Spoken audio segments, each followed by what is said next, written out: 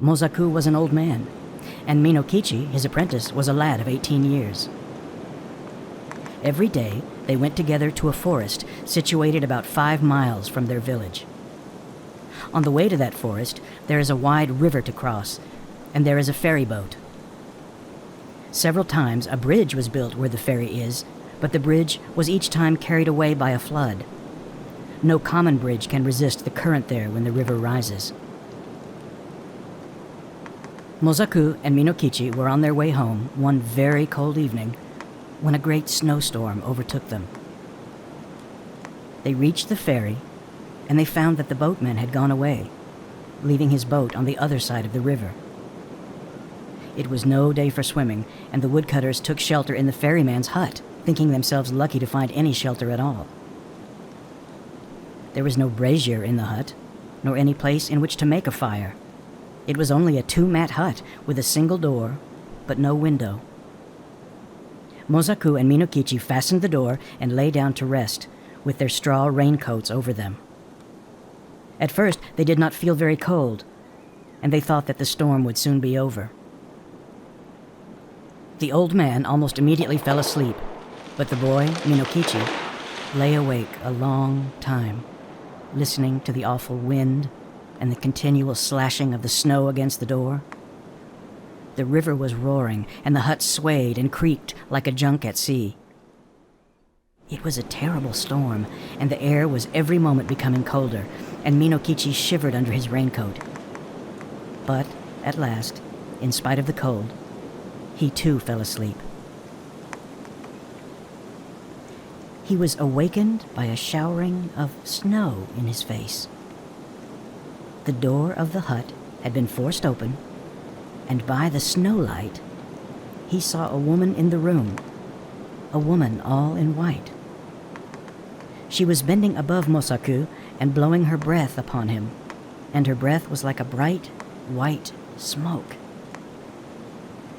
Almost in the same moment, she turned to Minokichi and stooped over him. He tried to cry out, but found that he could not utter any sound. The white woman bent down over him, lower and lower, until her face almost touched him.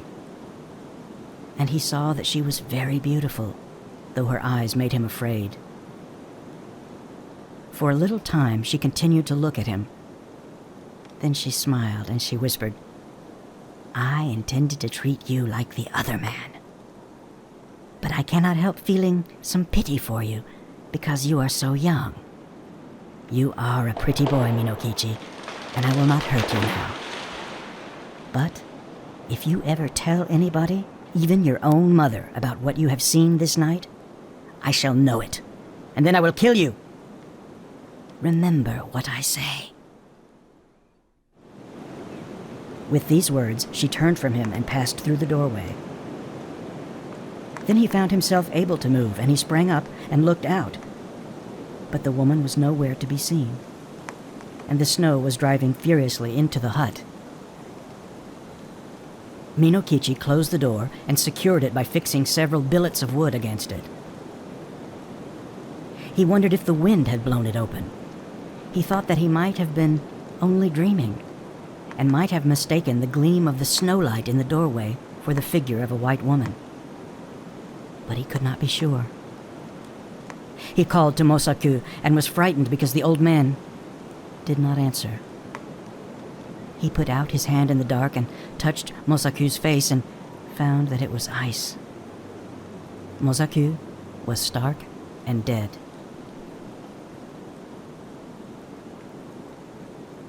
By dawn, the storm was over, and when the ferryman returned to his station, a little after sunrise, he found Minokichi lying senseless beside the frozen body of Mosaku. Minokichi was promptly cared for and soon came to himself, but he remained a long time ill from the effects of the cold of that terrible night. He had been greatly frightened also by the old man's death, but he said nothing about the vision of the woman in white. As soon as he got well again, he returned to his calling, going alone every morning to the forest and coming back at nightfall with his bundles of wood, which his mother helped him to sell. One evening, in the winter of the following year, as he was on his way home, he overtook a girl who happened to be traveling by the same road. She was a tall, slim girl, very good-looking, and she answered Minokichi's greeting in a voice as pleasant to the ear as the voice of a songbird. Then he walked beside her, and they began to talk. The girl said that her name was Yuki, that she had lately lost both of her parents, and that she was going to Yedo, where she happened to have some poor relations who might help her find a situation as a servant. Minokichi soon felt charmed by this strange girl, and the more that he looked at her, the handsomer she appeared to be. He asked her whether she was yet betrothed, and she answered laughingly that she was free. Then, in her turn, she asked Minokichi whether he was married or pledged to marry, and he told her that, although he had only a widowed mother to support, the question of an honorable daughter-in-law had not yet been considered, as he was very young. After these confidences, they walked on for a long while without speaking. But, as the proverb declares, "Kiga areba memo kuchi odo ni mono wo yu." When the wish is there, the eyes can say as much as the mouth. By the time they reached the village, they had become very much pleased with each other. And then Minokichi asked Yuki to rest a while at his house. After some shy hesitation, she went there with him, and his mother made her welcome and prepared a warm meal for her. Yuki behaved so nicely that Minokichi's mother took a sudden fancy to her and persuaded her to delay her journey to Yedo. And the natural end of the matter was that Yuki never went to Yedo at all. She remained in the house as an honorable daughter-in-law. Yuki proved a very good daughter-in-law. When Minokichi's mother came to die some 5 years later, her last words were words of affection and praise for the wife of her son. And Yuki bore Minokichi 10 children, boys and girls, handsome children, all of them, and very fair of skin. The country folk thought Yuki a wonderful person, by nature different from themselves. Most of the peasant women age early, but Yuki, even after having become the mother of 10 children, looked as young and fresh as on the day when she had first come to the village. One night, after the children had gone to sleep, Yuki was sewing by the light of a paper lamp, and Minokichi, watching her, said, "To see you sewing there with the light on your face makes me think of a strange thing that happened when I was a lad of 18. I then saw somebody as beautiful and white as you are now. Indeed, she was very like you." Without lifting her eyes from her work, Yuki responded, "Tell me about her. Where did you see her?" Then Minokichi told her about the terrible night in the ferryman's hut, and about the white woman that had stooped above him, smiling and whispering, and about the silent death of old Mosaku, and he said, "Asleep or awake, that was the only time that I saw a being as beautiful as you."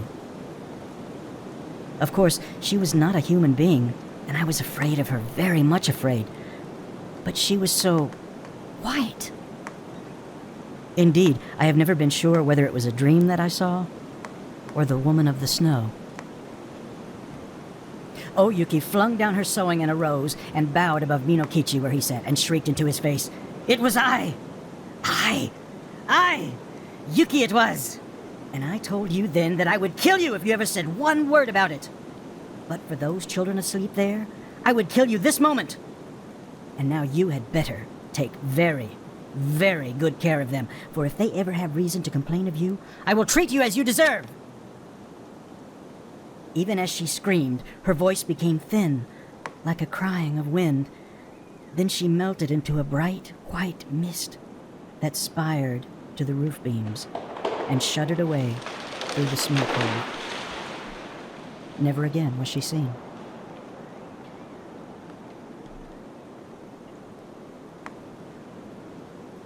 End of story.